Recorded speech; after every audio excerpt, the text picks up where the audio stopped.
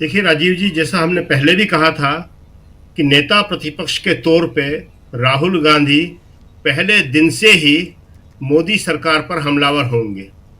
और आज उन्होंने सदन शुरू होते ही, ये जो है बजट सत्र का दूसरा पार्ट है, इसके शुरू होते ही आज सोमवार से शुरू हुआ है, उन्होंने वोटर लिस्ट का मुद्दा उठाया और उसमें ओम बिरला को ये कहना पड़ा कि ये सरकार नहीं बनाती है, जबकि सच्चाई ये है कि सरकार के लोग ही वोटर लिस्ट बनाते हैं। सरकार नहीं बनाती है, वो सरकार के लोग बनाते हैं, इसमें कोई फर्क नहीं है। बीएलओ से लेकर वो सारे ऑफिसर जो होते हैं वो राज्य सरकारों के होते हैं, केंद्र सरकारों के होते हैं, जो वोटर लिस्ट बनाने का काम करते हैं। आज जो स्थिति है वो ये है, जो राहुल गांधी पहले भी कह चुके हैं, कि वोटर लिस्ट बनाने से लेकर जितनी भी संवैधानिक संस्थाएं हैं सब पर मोदी सरकार ने कब्जा कर रखा है। और वही बात जो है राहुल गांधी आज कह रहे थे और राज्यसभा में मल्लिकार्जुन खड़गे और दूसरे नेता कह रहे थे। देखिए, आज जो है दो इशू बड़े महत्वपूर्ण रहे। एक इशू वोटर लिस्ट का और दूसरा जो है डीएमके का। डीएमके के इशू पे आज जो है ऐसा बहुत कम होता है कि सरकार के किसी मंत्री को अपने शब्द वापस लेना पड़े हो, उसके शब्द कार्रवाई से निकालना पड़े हो। धर्मेंद्र प्रधान के शब्द जो है, शिक्षा मंत्री जो हैं, उनके शब्द कार्रवाई से निकालना पड़े। उन्होंने डीएमके पर जो अवांछनीय टिप्पणी करी, जो अभद्र टिप्पणी करी, वो बहुत ही खतरनाक है। तमिलनाडु एक बॉर्डर स्टेट है, ये पता नहीं मोदी सरकार क्यों नहीं समझ रही है कि हर बॉर्डर स्टेट को ये छेड़ रही है, जम्मू कश्मीर से लेके मणिपुर और तमिलनाडु।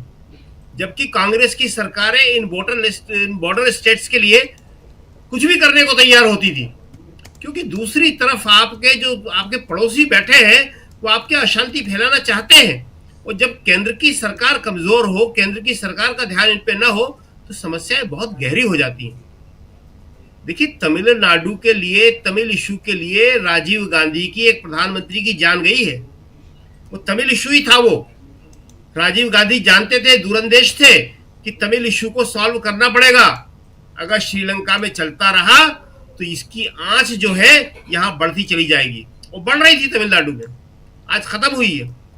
और जो नई शिक्षा नीति लाई है मोदी सरकार, इस नीति में जो चीजें हैं, इन्हें पहले से मालूम था कि तमिलनाडु में ये प्रॉब्लम पैदा करेगी, और प्रॉब्लम पैदा हो गई। और उसके बाद धर्मेंद्र प्रधान जो शिक्षा मंत्री है, वो इस तरह की भाषा बोल रहे हैं जो हम बता नहीं सकते। यहाँ पे सारी की सारी कार्रवाई से निकाल दी गई है जी। अब डीएमके को, सिर्फ डीएमके को नहीं छेड़ रहे, आप तमिल अस्मिता को छेड़ रहे हैं। तो तमिल अस्मिता को छेड़ना कितना खतरनाक है, ये आपको समझ में नहीं आ रहा। इस देश में कई आतंकवादी मामले हुए, कई आतंकवादी संगठन रहे, वो सब जानते हैं इस बात को कि सबसे खतरनाक दुनिया का आतंकवादी संगठन जो है वो लिट्टे रहा था। ये कश्मीर के आतंकवादी, पंजाब के आतंकवादियों से कई गुना ज्यादा खतरनाक था, जिन्होंने इसको कवर किया है। हमने सारे कवर किए हैं, हमने लिट्टे को भी कवर किया है, पंजाब का आतंकवाद भी कवर किया है, कश्मीर का भी किया है, असम का भी किया है। हम इसको जानते हैं। और हम, ये बड़े आर्मी ऑफिसर कहते हैं, ये जो वहां मौजूद थे, दूसरे सुरक्षा बल के ऑफिसर्स कहते हैं, ये हम नहीं कह रहे, इसको उनके हवाले से बता रहे हैं। तो इस मामले को केंद्र सरकार को, खासतौर से मोदी जी को बहुत ध्यानपूर्वक देखना चाहिए। और जहां तक वोटर लिस्ट का मामला है, राहुल गांधी इसको छोड़ने वाले नहीं। जी, वोटर लिस्ट की गड़बड़ी प्राथमिक गड़बड़ी है, जिसके आधार पर ही चुनाव में धांधली होती है। और ये पश्चिम बंगाल में बताया, ये महाराष्ट्र में बताया, कई जगह हरियाणा के सबूत दिए कांग्रेस ने, कई जगह ये साबित हो चुका है कि भयानक रूप से गड़बड़ी है। एक एक आदमी का नाम कई कई जगह है, जो 6 महीने के अंदर हजारों वोटर बढ़ाए जा रहे हैं। तो ये सब अब रहने वाला नहीं है। दूसरी बात एक हम और कर दें, वो बहुत इंपॉर्टेंट है, कि जो आपने संभल का जिक्र किया, आपने जो बिहार का जिक्र किया, बीजेपी सरकार, मोदी सरकार और उसकी राज्य सरकारें इस मामले को भी नहीं समझ रही हैं। इस देश में ईद और होली, जुमा और होली, जुमा और दिवाली, ये सब जाने कितनी सदियों से साथ साथ बनता चला आया है। ये तो एक जुमा है, कई बार ईद पड़ी है, कभी कहीं कोई प्रॉब्लम नहीं हुई, दोनों समुदायों ने साथ साथ किया। लेकिन एक पुलिस वाला आज वायरल हो रहा है और उसकी बात को मुख्यमंत्री योगी जो है इंडोर्स कर रहे हैं, कह रहे एक पहलवान है वो, और आप घर में नमाज पढ़ लीजिए। ये सारी कोई मुद्दा नहीं है कि नमाज कहां पढ़ी जाती है कहां नहीं पढ़ी जाती। मुद्दा सबसे बड़ा ये है कि कौन कह रहा है। मुख्यमंत्री का काम है लॉ और ऑर्डर को मेंटेन करना, सबको सुरक्षा देना। कल को लड़कियों से कहा जाएगा, महिलाओं से कहा जाएगा कि तुम क्यों निकली थी, अगर होली के दिन तुम्हारे साथ ये हो गया तो तुम्हें घर में रहना चाहिए था। रात को महिलाएं निकलेंगी तो उनसे कहा जाएगा तुम्हारे साथ अगर ये हो गया तो तुम घर से क्यों निकलती हो। ये काम सरकार का है, ये काम पुलिस का है, प्रशासन का है कि लोगों को सुरक्षा दे। आप ये नहीं बता सकते उनको कि आप सड़क पे निकले और सड़क पे निकलोगे तो ऐसे ही होगा। गुंडे बदमाश आपको लूट लेंगे, आपके साथ कुछ भी कर देंगे। ये एक बहुत ही खराब तर्क दे रहे हैं जो किसी भी कोर्ट में एक मिनट नहीं टिक सकता। मगर समस्या ये है कि कोई कोर्ट, चाहे उत्तर प्रदेश का हाई कोर्ट हो, चाहे बिहार का हो और चाहे सुप्रीम कोर्ट हो, कोई स्वतः संज्ञान नहीं ले रहा है इस मामले में।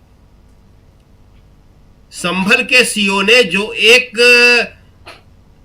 शुरुआत करी है, सांप्रदायिक शुरुआत की है, उसमें तत्काल कार्रवाई करना चाहिए। एक के बाद एक उसके वीडियो लगातार आते जा रहे हैं और वो साफ कह रहा है कि निकलोगे तो ऐसा होगा। और मतलब आपको मालूम है कि नमाज की बात पे अगर घर में पड़ोस के दो लोग भी आके एक सामूहिक नमाज होती है जुमे की, वो पढ़ ले तो पुलिस कार्रवाई करती है। जाने कितने मामले दर्ज करे जा चुके हैं कि आपके घर में नमाज हो रही थी। अभी मध्य प्रदेश में जहां कभी कुछ नहीं होता था, वहां महू के अंदर वहां पे हो गया। आप मस्जिद के सामने जाके भगवा झंडा ले जाके वहां नारे लगा रहे हैं और वहां पे लोगों ने बताया कि मस्जिद के अंदर सुतली बम फेंका गया, सुतली बम फेंका गया। आप ये जो कर रहे हैं कि आप देश को कहां ले जा रहे हैं। एक तरफ बॉर्डर स्टेट में, आप अमेरिका में देखिए कि अमेरिका के अंदर वहां मंदिरों पे हमले हो रहे हैं।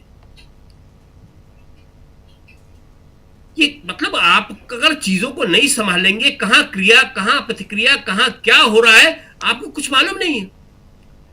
अमेरिका का राष्ट्रपति ट्रंप कह रहा है कि मैंने तुमको एक्सपोज कर दिया, तुम सुधर गए। वहां आप भीगी बिल्ली बन जाते हैं। यहां एक सीओ को आप शेर बना के पेश कर रहे हैं। मामूली पुलिस ऑफिसर जो एक है उसको आज सबसे बड़ा हीरो बना दिया है आपने।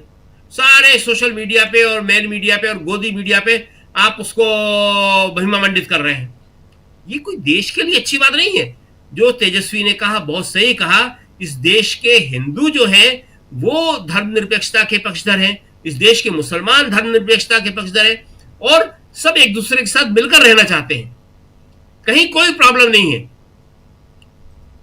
नमाजें तो कई बार लोगों ने कहीं भी पढ़ ली, घर में पढ़ ली। आप देखें कि मस्जिदों के बाहर आजकल जब से करा है इन्होंने, एक नमाज पढ़ते आदमी को एक पुलिस वाला लात मार रहा था। दिल्ली की घटना है, लात मारी। लोग मस्जिद के अंदर पढ़ रहे हैं सारी की सारी नमाजें। लेकिन आपके लिए वो समस्या नहीं है, आपके लिए समस्या दूसरी है कि अजान बंद कर दो। माइकों से अजान बंद हो गई, घर में नमाज पढ़ते हैं तो वहां आप पहुंच जाते हैं। आप नाम के ऊपर कर रहे हो, औरंगजेब को आप ले आए। क्या रिलेवेंस है औरंगजेब का आज की तारीख में जी। उर्दू को आप ले आते हैं। तो ये जो आप देश में कर रहे हैं सिर्फ वोट की खातिर, इसके बहुत खराब परिणाम होंगे। ये देश अंदर से कमजोर होगा।